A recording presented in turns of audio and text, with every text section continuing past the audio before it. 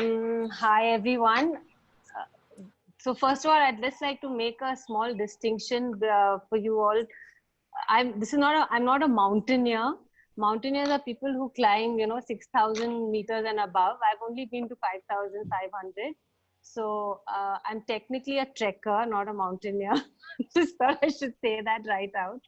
Right, so I'll just put aside what I do as a career. I'm a journalist, as you all have probably read. I write on rural issues, so I'm often in rural India, and I've always loved the outdoors. And I, so I went to school in Rishi Valley, which, as you know, is like out in the middle of nowhere, and we did lots of hikes and so on. So I always loved the outdoors, always loved wide open spaces. And then I came to LSR, and in LSR, I went on my first actual trek. So I owe a lot to college, besides other things. So my first trek was with a youth hostels trek, which 14, 15 of us went in when we were in third year. And there was this basketball captain, Abha, and myself. We were the two of us who were, like really enjoying ourselves thoroughly. And then there were a whole lot of other girls. And I learned something that I just loved walking in the mountains. And it was not a strenuous trek, but it was great fun. And it was it gave me an idea of what sleeping out in the hills could be like. Anyway, then work came in the way, dancing, work, career, so on, and then kids. So I always wanted to be back in the mountains, but I could never find the time to go. And you can't exactly cart some 2-year-old baby and one 5-year-old baby, and climb up a mountain, even if your husband's like willing to help. So it was a while before I got back in the mountains, and we took our two little boys with us, and we went for our first trek. And then the next year, my son was 8, Arjun, 8 or 9, I don't remember. I said, okay, chal Arjun, you and I are going on a trek. So we went to Deotiba, and it was just him and me. And of course, the trekking people that we go with, there's a guide, there's a porter, there's a cook, and so on. And subsequently, over the next year, every year, Arjun and I went trekking. Because my first year, my husband was taking care of the younger one, so he couldn't come. And then after that, Arjun and I just got into this habit. Every summer, we would go. And poor chap, he couldn't say no. Mama is, taking him for a trek. So he went along, and it was the most amazing experience for me to be on a trek. It was just, you put your cell phones off, you're disconnected from everything. It's just the wide open skies. And I mean, to be really honest, I trekked for the flowers and the trees, and the mountain views. Just seeing that constantly for 4 or 5 days, as you walk, is really, really wonderful. And okay, so now I have to share a small personal journey with you. And we lost our younger son when he was 8 years old. And he'd been quite a sickly child. He had asthma. Despite that, I'd taken him on one trek. And then he passed away very suddenly. And, for 9 years, I'd been like, when you have an asthmatic kid, you can't close your eyes for a minute. He was very allergic also. So I was feeling very burned out, like it was just like constant vigil and so on. And I really wanted to trek and get out and get away from all of this. So trekking became like a time and a place for, just getting back in touch with myself and understanding that, I am also, besides being a mother and a wife and a daughter and a parent, I'm also just a person, and getting my own space back. So yeah, so anyway, Aman passed away, and I'll show you a picture of his a little later. So then Arjun and I continued trekking, and one year my husband said, "Chalo, yeah, you guys make such a fuss. I'm also coming. I don't like walking, but I'll come." And he came. And by this time, every year I trekked, I would tell friends of mine that I'm going on a trek, and they say, "Okay, next year we're coming." And after the first 2 years, people started joining me, and somehow they were all women. I don't know, men didn't want to come. So by the time my husband joined the trek, there were 9 women with me, and he was the one adult male. And Valri was on that trek, Valri Dogra, and her son Arjun, my son Arjun, were all under 15, and then my husband, the adult male, and then all of us, 9 women. So anyway, we had a wonderful time. We had a great 9-day trek. And then my husband said, Bas, I'm not coming again. My knees hurt too much and so on. So he stayed back and I continued. Then my son turned 16, 17 and he said, now Mama, I want to go cycling. I don't want to come trekking. I said, okay, fine. You do whatever you want. And by which time I had this, we have a group of, women that are all around my age. And we all love the outdoors and we all love trekking. And so I kind of am the focal point and I say, okay, I decide which trek to do. And then people decide whether they're coming in or not. Yeah, and so that's been my journey of trekking. I thought I should just put that out first. So I'll just show you a few pictures first so that you all get an idea of what I mean. So that is the rhododendrons on the Pindari Glacier trek, which I went on last year. And when I say this is the reason I trek, this is really the reason I trek, because this is the most amazing, views that you get. This is on our Gokyori trek. And I mean, they just look like faces to you, but just to give you an idea of who these people are, one of them is she had a breast cancer, both breasts removed the year before that, and her lymph node in her armpit removed. And yet she was there with us trekking that year, exactly 1 year later. And another friend of mine is a rheumatoid arthritis patient. She could barely walk about 15 years ago, and now she treks with us and she's trekked up to 18,000. So there are all kinds of people who come on the trek with us. They're not all fit and, training. So I have a friend who treks with me, for example, who never trains. She doesn't have the time to train. So trekking is basically, you just put one foot in front of the other and you get a move on. It's hard. I'm not saying it's not hard. You have to climb, you have to descend, you have to climb again, you have to descend again. But when you have friends for company, when you have this lovely wild outdoors for company, you really don't, notice the aches and pains that much. At the end of the day, of course, everyone's complaining and saying, okay, I have this pain. But after half an hour of, sitting down, we're all ready to walk again. So the thing about trekking also is that you do it at your own pace. So sometimes we don't walk together because somebody has a pace which is, faster or slower than someone else. So it's really, a lot of it is also about how life is. Everyone's pace is very different. You get your own stride and you keep at it. And in the mountains, they say that's really important, because if you try and walk at someone else's pace, you get really quickly tired out, right? So you walk at whatever pace is comfortable for you. And if you reach 2 hours later or 2 hours before, it doesn't matter. So this is Gokyori. This is the one I want to show you about. This is called Everest Base Camp. And can everyone see it? I hope so. So on the left, what you see, that gray, like huge gray expanse with white patches in it, that's a glacier. And we stood on that ridge over there and we looked down into the glacier. It's really, really beautiful. Everest is on our current left. Below us is something called the Gokyori Lakes, which are a series of 7 lakes. You can see they're interconnected so we passed all these lakes and came up to this height. And this is called the Everest Base Viewing Camp, right? So the other Everest camp is on the other side of the glacier. Yeah. Okay. What's the height, Preeti? The height was 5,400 meters. Yeah, and okay. So the thing about trekking is that I started very slow. It's not like I started, in a very grand way. I started very slow. It was very hard initially. One of the best things about trekking is it teaches you to respect your body, because you can't push yourself. You're out there in the mountains. If you push yourself on day 1, you won't be able to walk back on day 2. So you have to pace yourself very carefully. I do a little bit of training before I go, as in I do some leg exercises.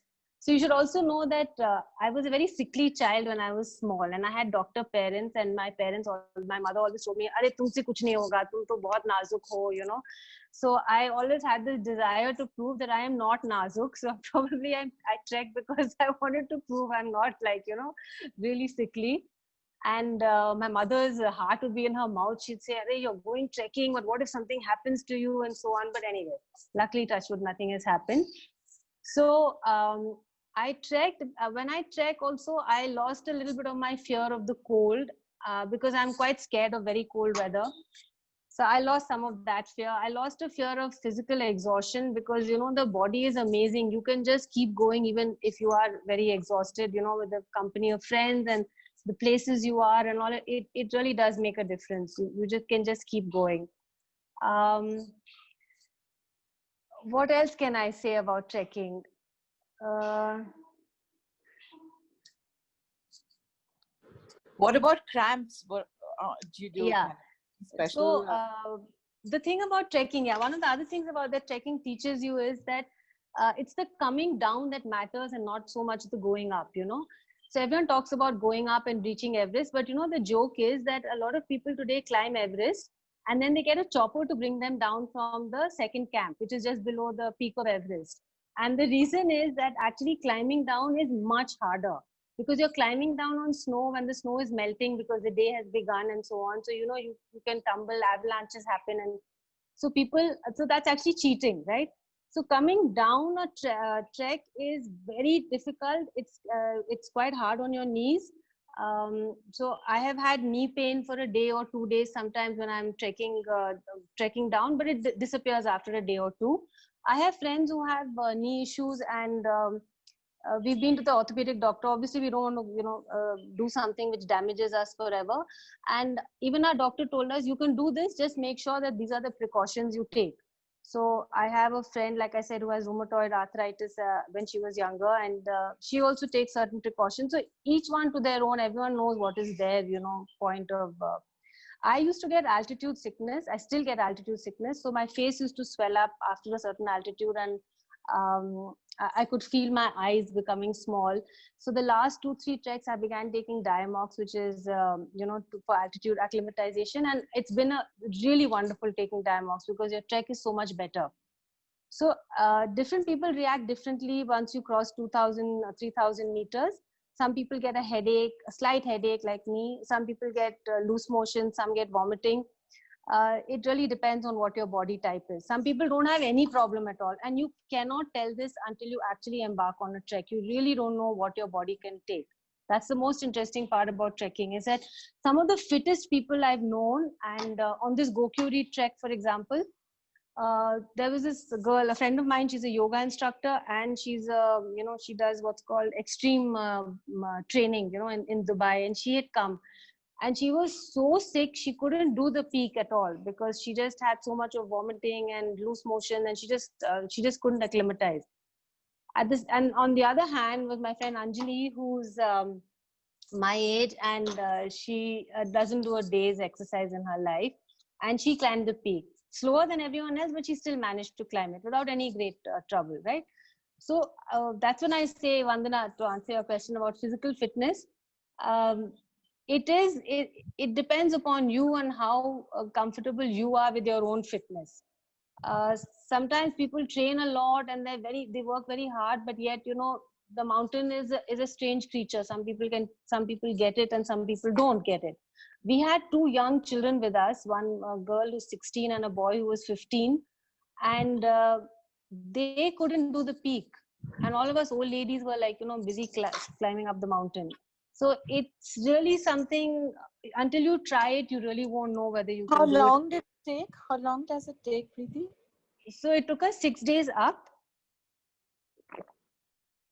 and about 4 days down. Does that answer your question? Yeah. I'm absorbing everything with big eyes, like zooming out. So the thing is, the way to start is you start with a small trek of, say, you know, 4 days. Like Chopta Tungnath is a small trek. You can start with that. It has 1 or 2 days of climbing, and the rest of it you relax, and it's great fun. Those treks are really, really great fun. They give you an idea of what the mountains are like. So the thing about trekking is that you are walking in places where only people have walked. You've left the roads far behind. Even if something happens to you, you probably have to go back on a donkey. So it's a great sense of, you know, going into the wild outdoors, which very few people have been into. So there's a huge excitement about that. There's also a little bit, there is of course risk. If I was to be looking somewhere and my leg turns or my knee hits something, I'm going to be in pain, and then my trek is going to, you know, suffer. I may have to come back, right? So I've had a friend of mine, Actually, I'll show you her picture. Designated hours you walk on?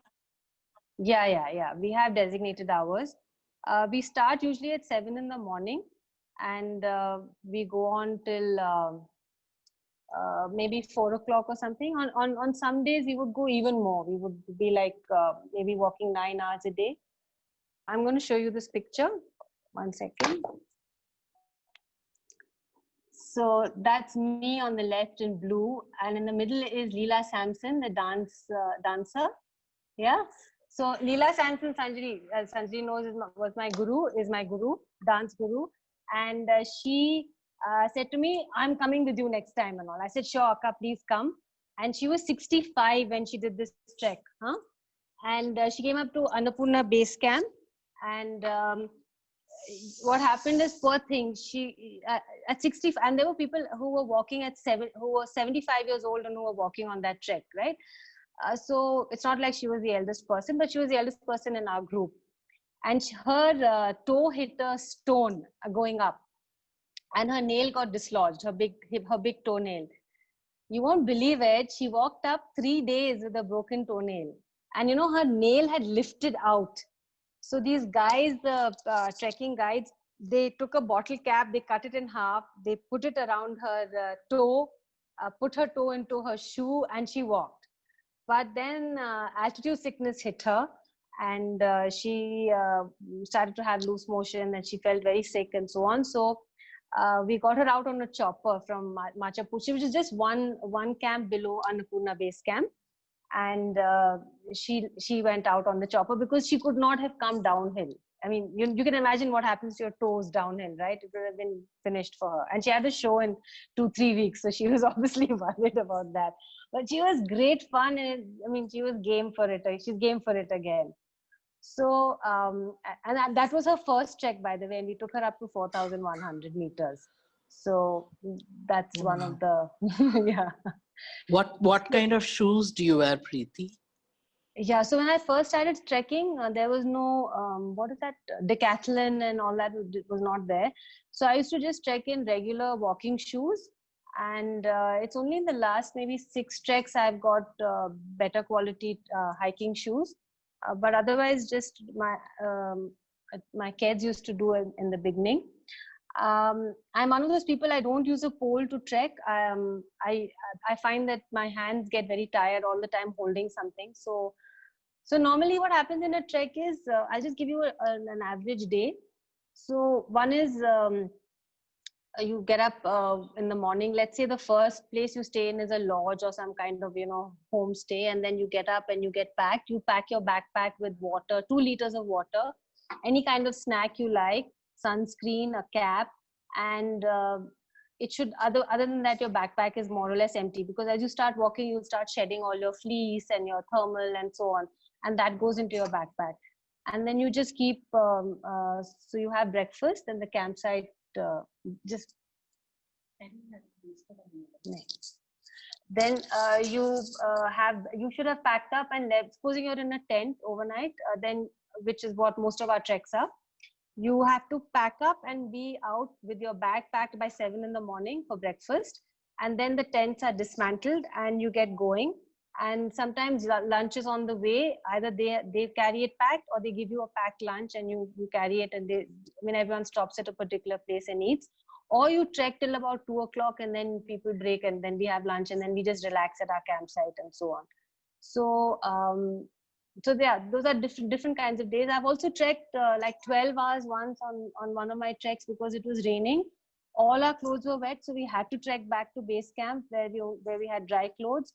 It was like this huge thunderburst in the hills, and completely drenched from top to bottom, shoes drenched, socks drenched, and so on. But you know how it is. This is the thing. You just embrace it, because there is no choice for you. So how many times in life, you just have to embrace something because you don't have a choice. So that's how trekking is sometimes works out also. What else can I tell you? Okay, I think I'll stop now, because I think it'd be more fun if you guys have questions for me. So So Please how go many ahead. support staff come along with you in terms of coolies and your, food and things? So I don't do those very severe treks with which you carry 20 kilos on your back and you don't have porters. I usually travel with a company called White Magic Adventures. I really trust them. See, safety in the mountains is very, very important. I don't want to travel with somebody who, gets lost. And there are people who get lost on treks. There are people who get injured on treks because of bad guiding and so on. So I'm quite careful. I usually check only with White Magic because I really trust them. So there's a local guide, there's a White Magic guide, there's maybe, depending on how many people are there, supposing there are 9 or 10 of us, there'll be about 4 or 5 porters. Sometimes they have donkeys, sometimes they don't have donkeys, depending on the terrain. Then there's a cook and there's a cook's helper. So this is the whole team that travels usually. So I don't carry too much weight on my back. I had a double disc prolapse in my neck, so I don't want to, I don't risk that. I was just going to ask, because the back is also crucial, right? Yeah, back is crucial. So what about, do you guys have to move together? I mean, I'm sure some people walk faster than the others. How does it work? Yeah, so the guides space themselves at the beginning and at the end, at the beginning of the group and at the end. So people start, every day you walk at a different pace. Sometimes you feel like, being in the front, sometimes you're straggling at the back, enjoying the scenery. So I take a lot of pictures of trees and flowers, and, my thing is full of that. So sometimes you walk alone, sometimes you want to chat with someone, so you walk with them. Sometimes when it's really tough, like it's, like literally like this, then you walk together because, you're chatting and then you don't think about it. But I had some of the most amazing times on treks. And this is the thing about however tired you are, the mountains are really very invigorating. You don't feel that sense of tiredness. You just feel a sense of achievement, and it's very enjoyable. But having said that, I do have there are a few things. If you're extremely competitive and your whole purpose is to be at the front of the trek and, like be the first person to reach places and all, which many kids that then the trek can become a real bummer because, you just tire yourself out walking very fast and you're exhausted, you don't enjoy yourself.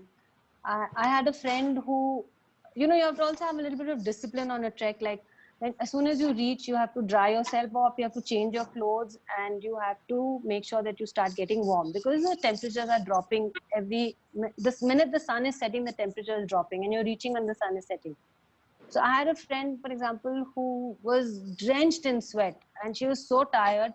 She said, no, I'm not changing now. I don't talk to me. I'm just like really tired. I can't move from here.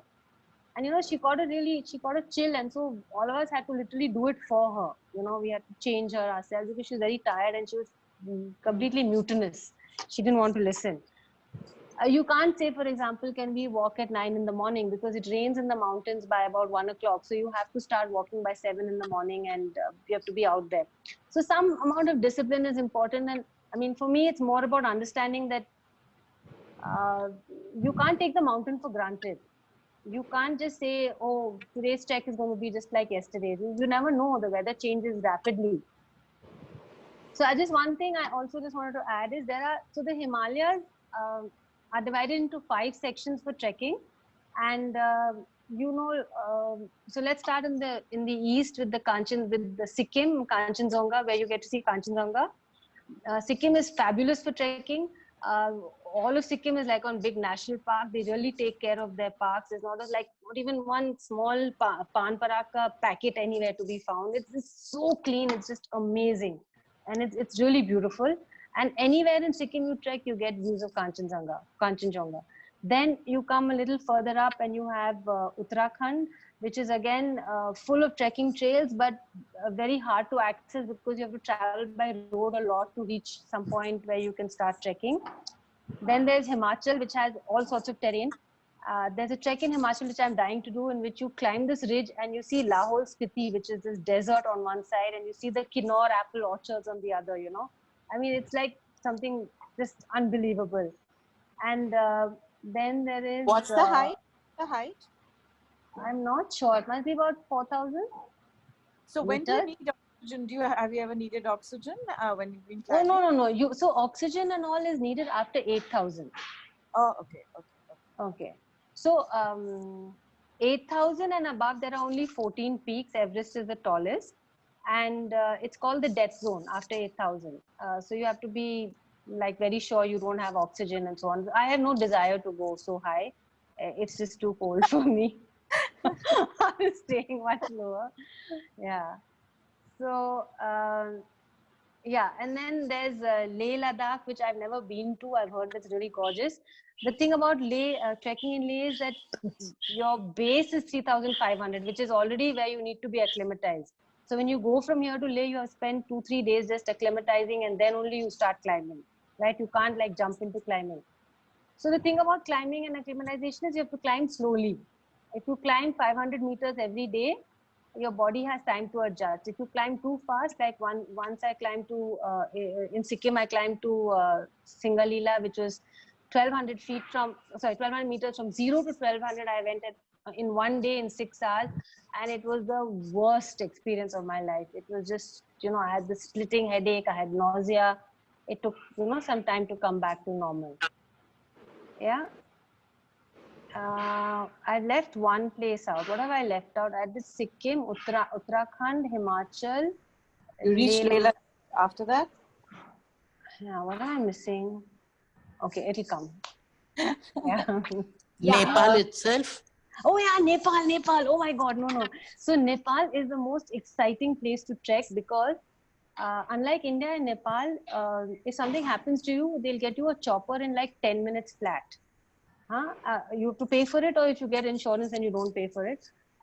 But Nepal, that way, mountain rescue is really good. Which is like I told you, Lilaka, we got her out of there in 20 minutes. Nepal, the other thing is they don't allow camping because camping has its own problem. So whenever I trek, the reason I like White Magic is because they're very environmentally conscious. We don't leave anything behind on our campsite. We carry even like sanitary pads, we carry used tissue with us till we come down to the plains. Because a wet wipe will last for I don't know how many years on the mountainside, and which mountain goat will be eating it, and it's just disgusting. I've gone to campsites where people are just absolutely disgustingly kept. So we always make sure that we keep our campsite, leave our campsites, as they say, take nothing from the mountain. So we really try and take nothing from the mountain and give nothing to it at that point. So Nepal, they don't allow you to camp because they can't control this. They have what's called tea houses, and these tea houses are really cute. Um, Let me see if I can share a tea house. I kept a tea house picture open to share. Okay, no, I can't. It's not here. So these tea houses are just rough and ready. There's a bed, there's a razai, there's a bathroom, there's a wash basin, and there's a little kitchen and dining room. So in a sense, you're not out in the open once you come in. It's freezing cold. There's no heating, but there is some protection. So tea houses are great. It's like, you're back in hostel again, everyone living together. So Nepal is like that. Nepal's tea houses are very famous. They're very good when you go trekking. Does Tibet also come into this? No, never been to Tibet. I mean, I don't know if we'd be allowed to. There's too many border issues, right? And Yeah. they may not allow us to. Nepal doesn't Preeti, need a what about visa? sorry.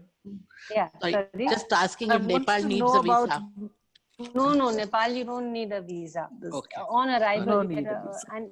but you need permits. So that's why the trekking company does everything. They do all the permits for you. Yeah, sorry, Vandana, you. Okay. My question was to do with mental strength when trekking. Sorry, and I got a little carried away. One as a meditative, it's like a meditative space. The other is mental strength. And what you do when one of your fellow trekkers is giving up, feels that I can't go anymore, I can't do it anymore. So how do the rest come into play with encouragement or acceptance or whatever? Yeah. Thank you for bringing me back on track, Vandana. So my whole point actually of talking to all of you, and the thing is, over the last 10 years, I speak to so many people and encourage them to come on treks, because I really believe that trekking builds your mental resilience. See, you can't plan anything. You have to take on whatever comes with you with equanimity. You can't give up, because how are you going to get out of there? You have to walk back. Even if you decide on day 3 I'm going back, you still have to walk back, right? It's still a journey and it'll still be uphill and downhill. So then you think, okay, I might as well just carry on. There are people who get very discouraged when they see other people ahead of them.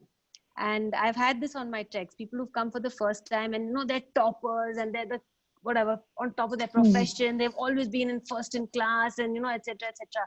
और वहां आके पता चलता है कि यार I'm the last person on over here, and it's takes them a while to get to understand that there's no first and last on the mountain. There really honestly isn't. I can stand for 10 minutes and watch a rhododendron in bloom, and I'll be the last person there. But that doesn't mean anything, and I should become comfortable with that. So on a trek, just being on your own and with your own thoughts, quiet, with nothing else around you, is a hugely what should I say, is a lot of growth. I used to be very scared when I trekked in the beginning. I used to be scared of cold. I was terrified of being cold at night, and I was cold at night. My heartbeat has dropped to I don't know what. I could hear my heart in my ears one night. It was so cold, and every time I conquer something like this, I'm like, shit, I did it. I can do it. I can do something more, I never thought I would go above 15,000 feet. That is, about 4,000 meters. I went to 5,400 without even thinking. It was just fantastic. So there is a lot of people who come on treks with preconceived notions about, I'm going to put it on Facebook and I'll be on social media and I'll be this social media star because I don't be like, wow, what is this cool thing? And then they come and they find that their damn phone battery dies in like minutes because it's so cold. Their backup doesn't last for long. There's no connectivity, obviously, so you don't get any instant gratification of somebody saying wow to you. So it's a huge learning at that point, what really matters. Yeah. And people do get disheartened, people do get sick. I'm not to say they don't. When you fall ill and you're puking all the time, so that's where it's important who you go with.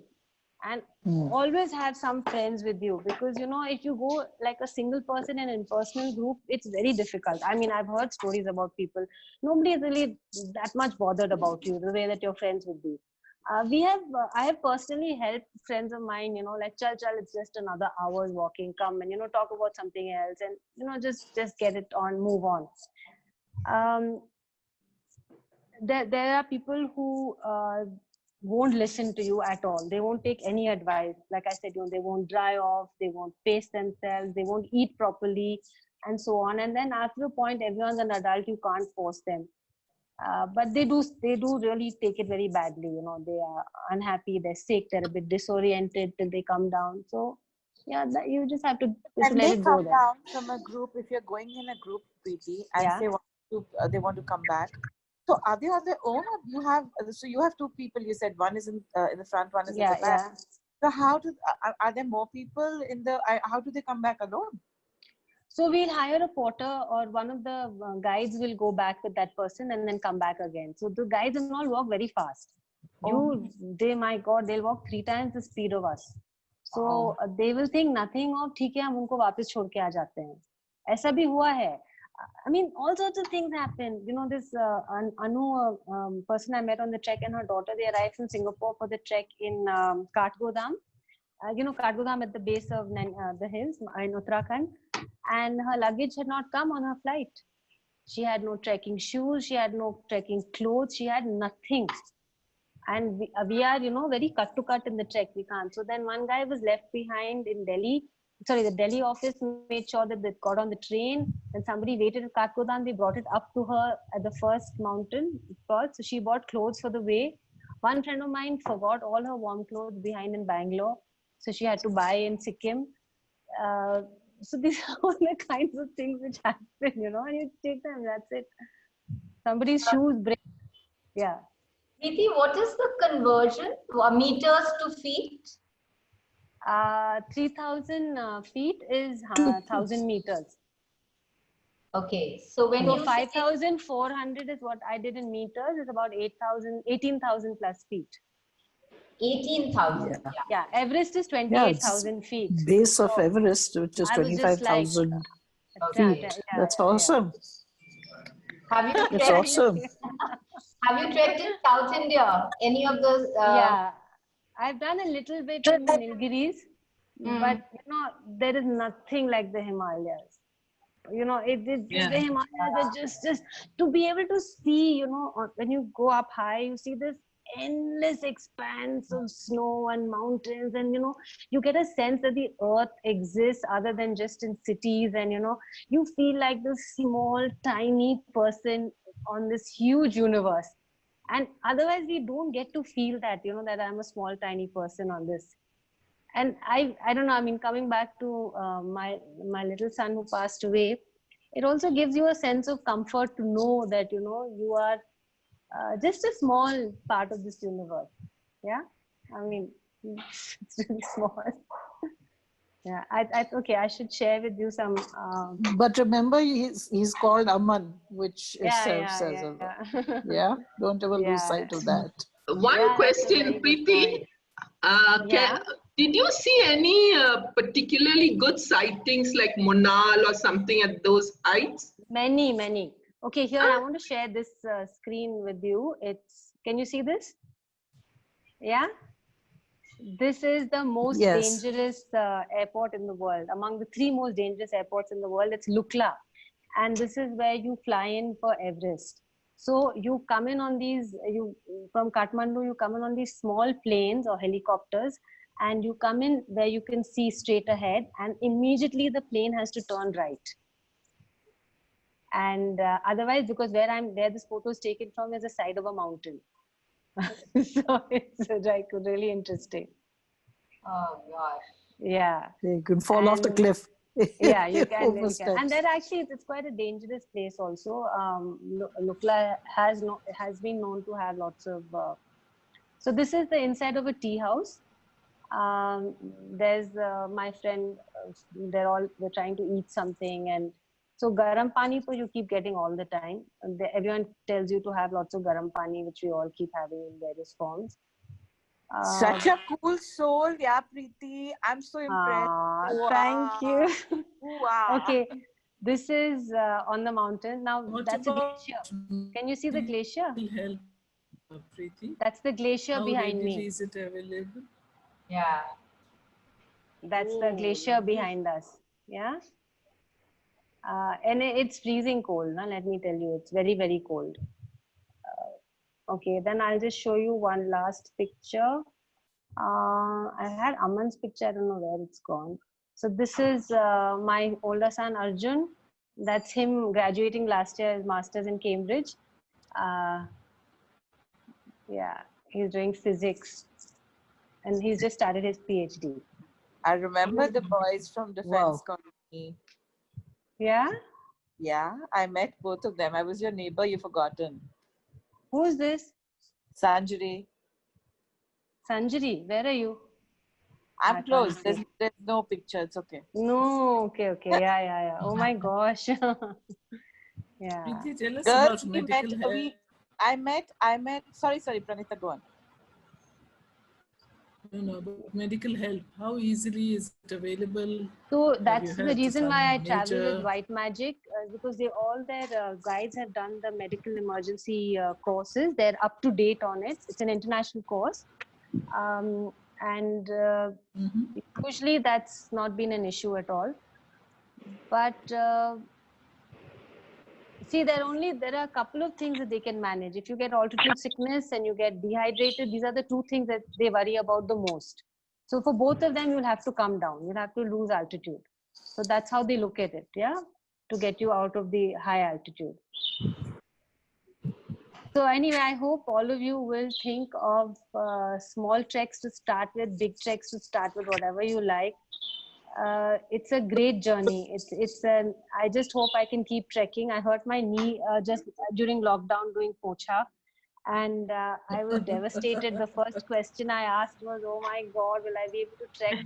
So I find doctors also who are trekkers. So there's this ENT doctor in Indranagar, and so he gives me advice before I go on a trek. Then I have my orthopedic doctor Mani Venugopal. He gives me advice. He's also a trekker. So I seem to find doctors also who say, no, keep trekking, no problem at all. So they Why also don't you organize a trip for travels, a trek for travels? Not a very difficult one, but let's do it. Those who are inclined to do it. Why don't you? I mean, if you want, you can start 3 months ahead of time. So what is a every good day. Season? What is a good time, especially since So it's also so is it August, September, rains, summer? So Ladakh, when it starts raining in the Indian subcontinent, Ladakh is the only place you can go to for trekking. But then there's that huge acclimatization issue. But October is again the second season for trekking. And if things clear by October, then October is a lovely time to go. Maybe we can start with Nandi Hills, as a practice. No. I can't trek in the heat. No. Preeti, yeah.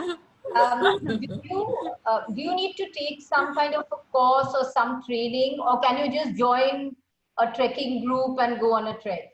Yeah, so you will be advised. Every trek has a difficulty level.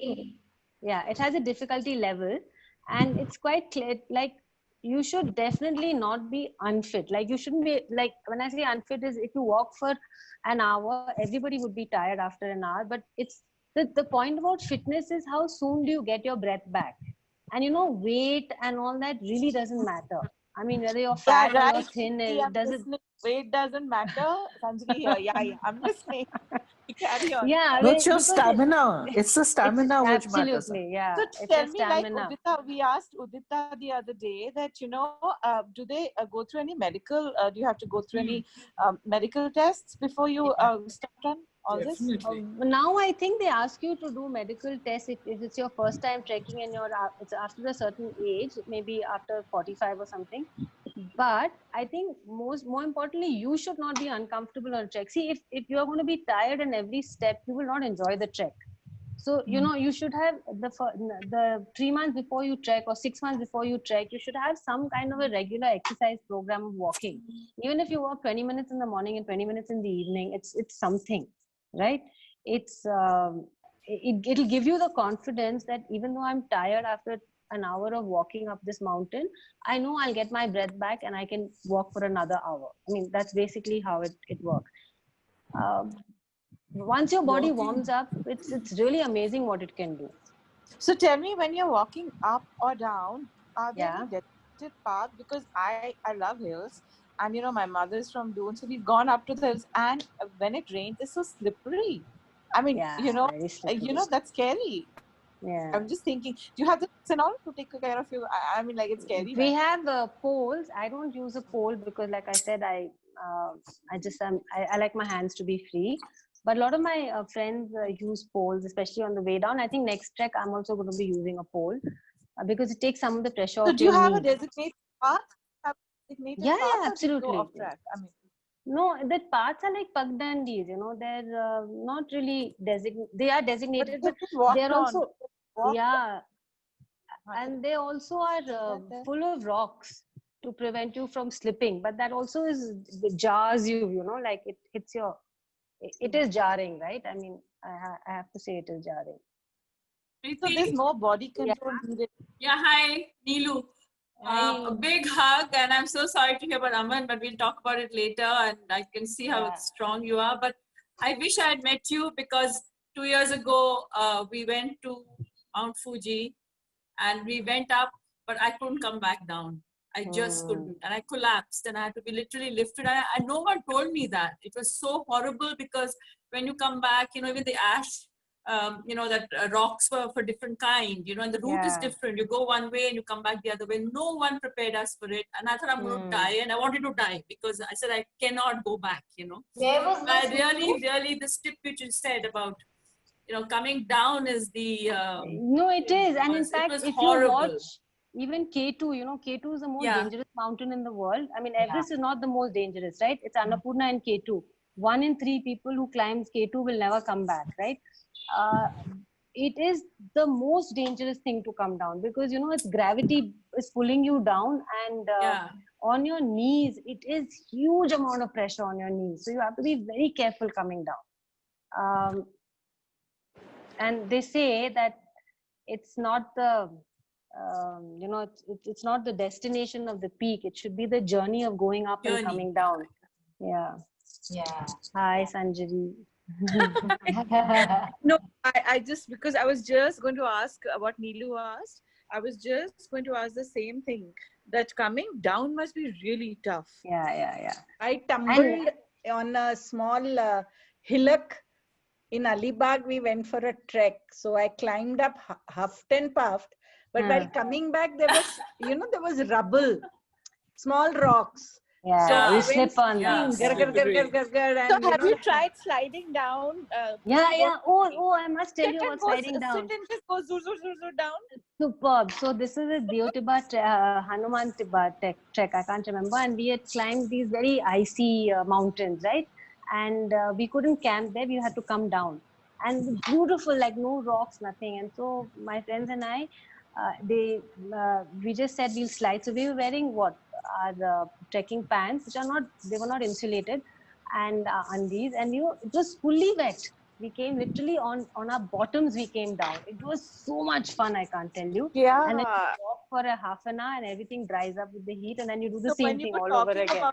I was just thinking, you would have lost a lot of the fat on the bottom. But what do you do, I don't lose any weight. I don't lose any weight on a trek. So when you take your own shoes, or you yeah, because that's a mistake we did. We hired shoes there, and it was the worst thing. Yeah. No. You also take a backup shoe because in case one, gets whatever, something happens to it, then you have a backup. Yeah. Neelu, which place are you talking about? Which place are you talking about, Neelu? No, we went to Mount Fuji, but we couldn't reach. We went the last day, Mount Fuji, Japan. Okay.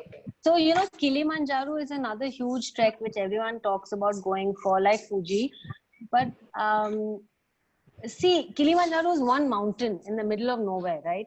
So you go round and round the mountain, you pass through 5 temperate zones, from evergreen to whatever, and all that sounds fantastic. But for me, I prefer the expanse of the Himalayas. They're like it's endless mountains, endless valleys, and you can see till the eye can see. It's that's a different experience, actually. Yeah. We must definitely plan a next trek for all of us. I think that's required. That's the next plan of action. Yeah, thank you. Yeah. Somewhere nearby. Yeah. Okay. Yeah. So guys, before we all here in Kodaikanal, and that was fabulous. It was so good, and it was with very good friends of mine. She's Winnie's cousin. Vandana knows her, Nena, and her husband. And they just took me, and I said, and they are older than me, and I was more frightened because I'm quite frightened of heights. So, and they live in Kodai, and they know the whole topography, they know all that area. But it was pretty high, and so did you camp out? Did you camp at night in a tent? No. This was probably a few hours during the day. I think they spared me. I was not even going to go. But both of them are absolutely fit, and it was a great experience. And I thought that the Kodai hills and the views and all that was very pretty, very nice. It was good, and lovely time of the year. It was in January, so beautiful weather as well. By the way, Preeti, I just wanted to remind you, actually, before we close down, I met Preeti when I first came to Bangalore, and those Redi Wala, Sabji Walas used to come, Defense Colony, 4th Main. You remember Preeti? Yeah, you don't remember. And then Preeti was, you're buying vegetable, I'm buying vegetable. And like, hello, LSR, right? Dance, right? Dance, right? Yeah, you're Leela Sampson student. We didn't remember the names, but it was like LSR, right? And I remember I've been to your house, met both the boys, and I was there when I was there when it happened. I went after that also. You won't remember. No, Yeah. Some of that is a blur now. Yeah, that's okay. That's okay. I didn't meet you after that, and it was so lovely to see you again in Elisa. But you really must think of the mountains as the last. Ultimately, now it's going to be the last place where we can really get back in touch with nature. You know, you look out at night. There is not a single artificial light to be seen. I mean, where on earth is that possible? It's only possible in the Himalayas. No, I love the mountains. I love the mountains. Trekking नहीं मेरे को उठा के वहाँ बिठा दो. ठीक है, वो भी करवा सकते हैं.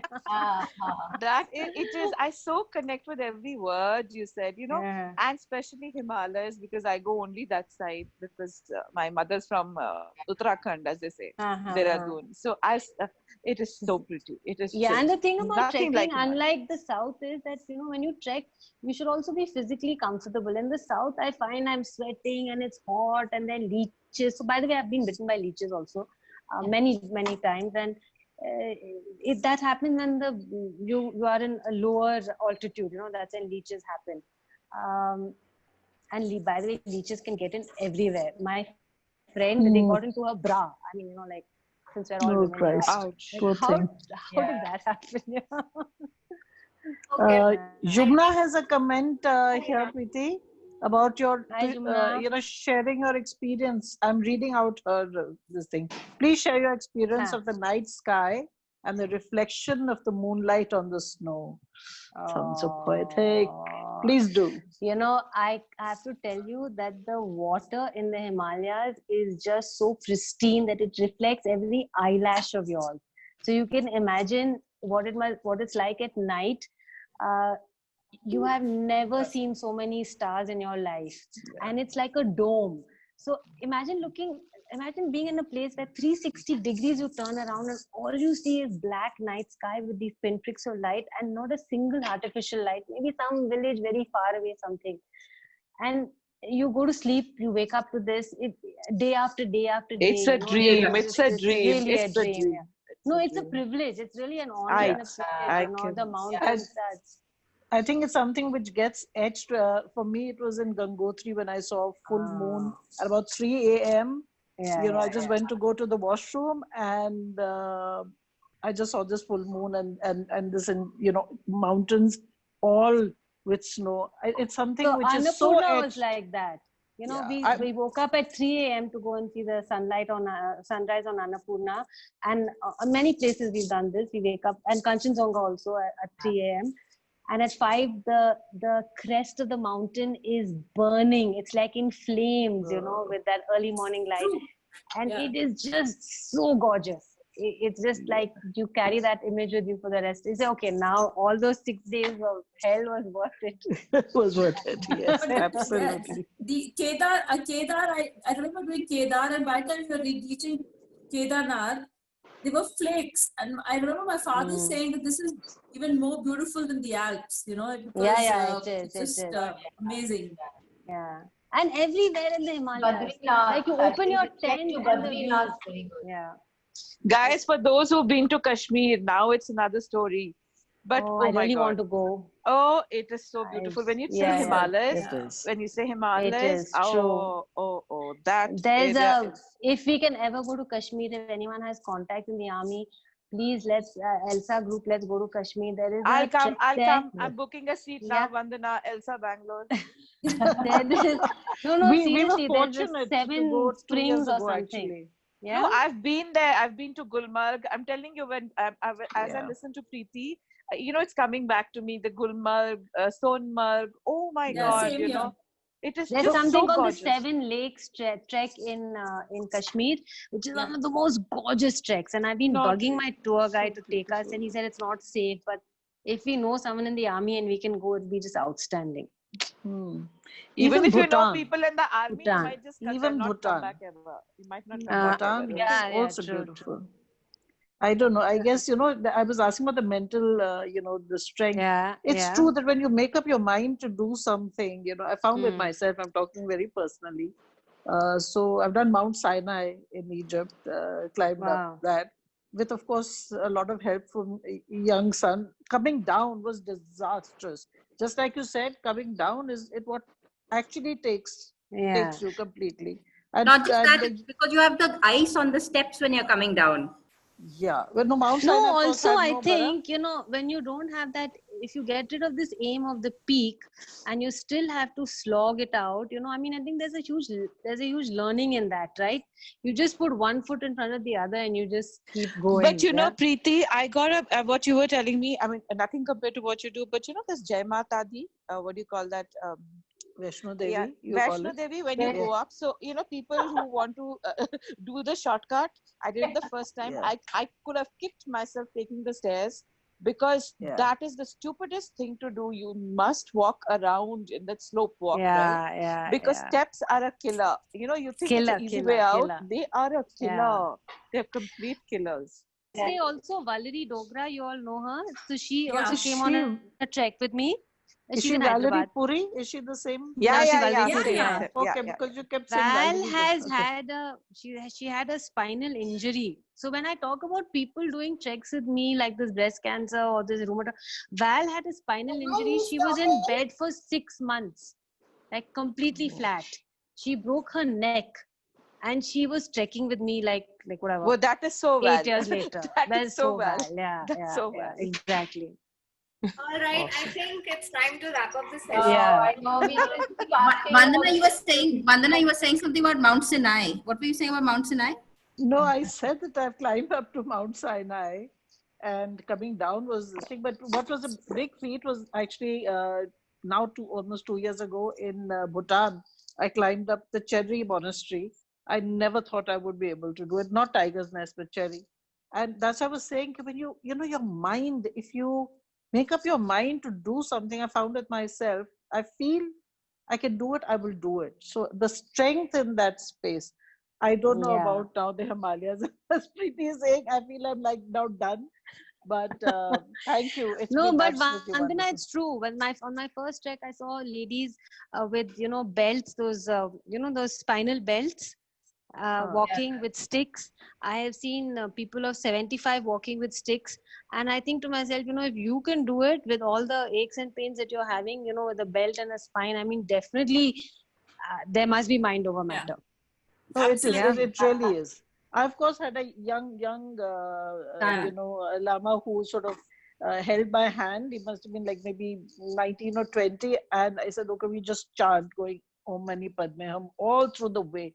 He was adorable. I mean, I think, that strength, like Sun said, even climbing Vaishno Devi and doing Jai Mata Di, somehow that, that inner strength builds up and you're able to do it, it's, I don't know. Even our guides help the people who are slower and all. They literally like push them one step at a time up the mountain. It's wonderful to see what people Yeah. Sorry, I've taken a awesome. I think it's that's nice. lost the time. Because we are loving it, Preeta. Pushkina is going to say, guys, just shut up now. Okay. Thank you for the session, Preeti. Thank you for having me. Yeah.